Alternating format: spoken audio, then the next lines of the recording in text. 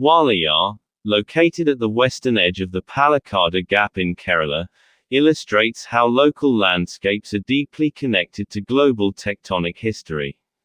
The dam itself is modest compared to other irrigation projects in the region, yet its setting is remarkable. It lies within a corridor long recognized as a geological anomaly in the Western Ghats.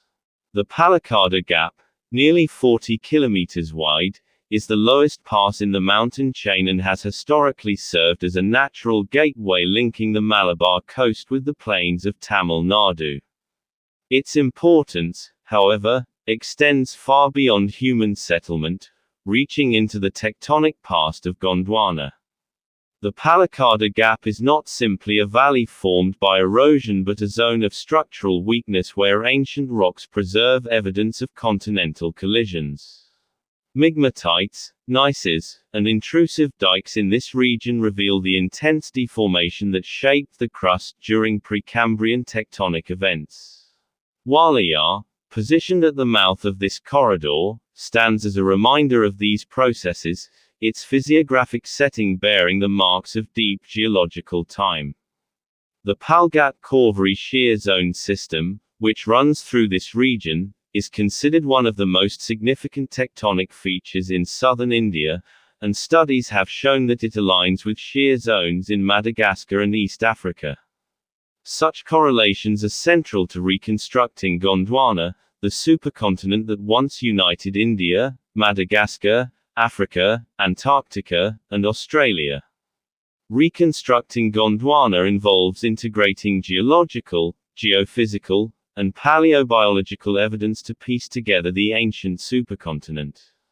These reconstructions rely on structural markers, known as piercing points, that match across continents now separated by oceans.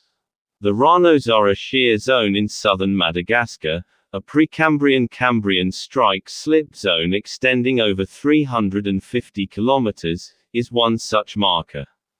It has been correlated with shear zones in southern India, suggesting that when India and Madagascar were joined, these zones formed continuous structures. Their present separation, created when the continents drifted apart around 88 million years ago, left behind matching scars on opposite sides of the Indian Ocean. Walayar's position at the Palakkad Gap therefore carries global significance. The dam irrigates fields and sustains livelihoods, but beneath its waters lies a tectonic story that links Kerala's landscapes with those of Madagascar.